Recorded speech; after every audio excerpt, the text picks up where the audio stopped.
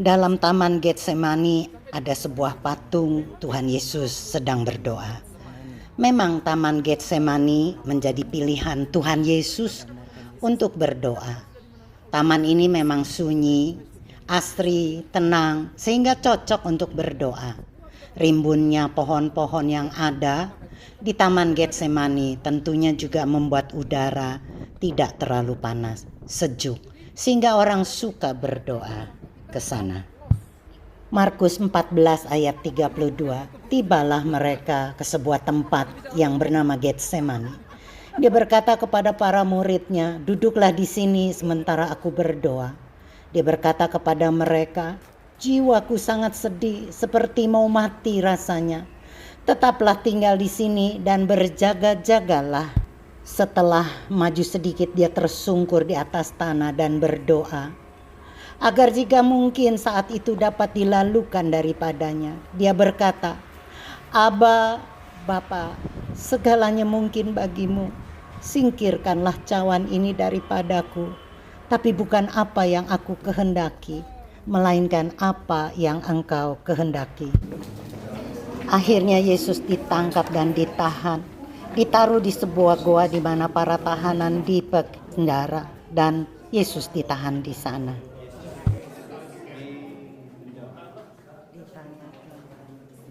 Ada kaca, karena kadang kan orang bikin begini karena kepala setengah badan ini lebih berat, jadi bisa nanti terjun atau jatuh ke bawah. Tuhan Yesus dulu ditahan di sana, dikerek. Apa yang terjadi? Rupanya Imam Kayafas ada hak untuk menghukum orang, raja pun ada. Di rumah Imam Kayafas. Rumah imam besar Kayafas di mana Yesus dibawa ke sana. Sudah kumpul para tua-tua dan para ahli Taurat di situ. Mereka cari jalan agar bisa menghukum mati Yesus. Tapi tidak ada yang bisa membuktikan. Kesaksian mereka tidak sesuai yang satu dengan yang lain. Sampai datang dua saksi dusta yang berkata bahwa Yesus berkuasa merobohkan bait suci dan membangunnya kembali dalam 3 hari. Maka Kayafas mengoyakkan pakaiannya dan berkata, untuk apa kita perlu saksi lagi? Dia telah menghujat, ia layak mati. Dengan suara bulat mereka memutuskan bahwa Yesus harus dihukum mati.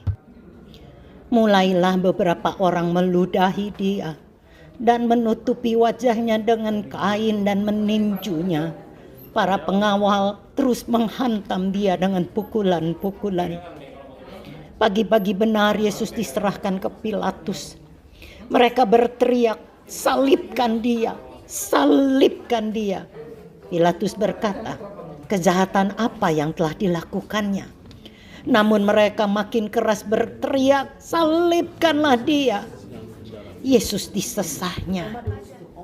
Dalam hukuman salib waktu itu, biasanya orang dicambuk dulu dengan diikat di sebuah tiang. Bagian belakang tubuhnya dicambuk dengan ujung cambuk yang ada buletan besi atau timah yang bergerigi atau tulang domba yang ditajamkan. Cambuk inilah yang menyebabkan pendarahan karena daging Yesus tercabik. Inilah juga yang menyebabkan Yesus tidak sanggup lagi memikul kayu salib menuju Golgota. Yesus alami semuanya ini untuk menanggung dosa, pemberontakan, kutuk, sakit penyakit kita, agar kita dimerdekakan dari perbudakan dosa. Sungguh luar biasa kasih-Nya. Di perhentian ketiga, disinilah Yesus jatuh untuk pertama kalinya. Perjalanan Yesus ke Golgota semakin lama, semakin jauh meninggalkan kota. Banyak darah yang keluar dari luka-lukanya. Badan lelah, lapar, haus, lemah. Beban salib terasa semakin berat. Apalagi diperberat dengan tekanan batin, ditinggalkan, dikhianati, ditolak bangsanya sendiri, dan dijatuhi hukuman mati. Murid-muridnya telah lari meninggalkan Yesus seorang diri.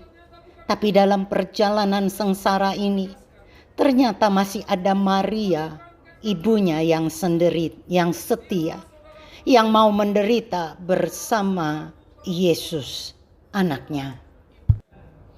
Yesus sangat letih dan lemah. Padahal tempat yang dituju masih jauh.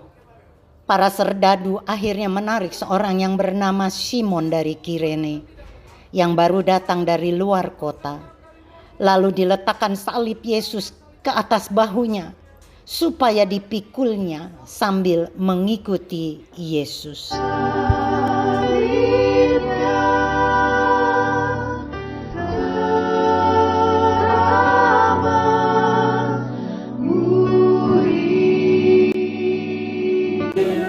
Semua di belakang, semua di belakang.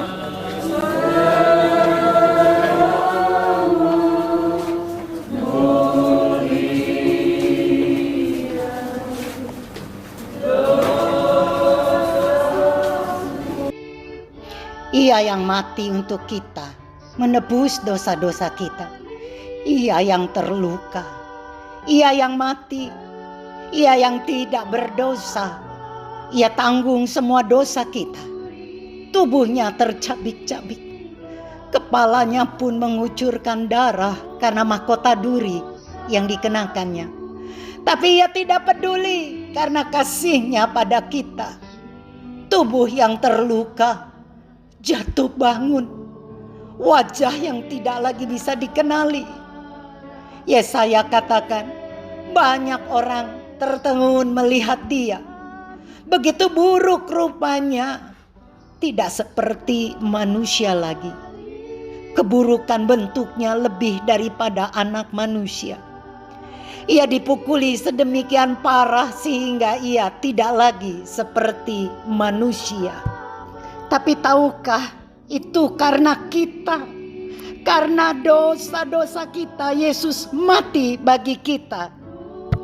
Bukit Tengkorak menjadi saksi bahwa pernah ada seorang bernama Yesus mati. Tapi sekarang kita bisa rayakan dengan kemenangan, dibebaskan dari perbudakan dosa. Yesus tidak dikubur untuk selamanya, dia telah bangkit. Dia sudah bangkit. He is not here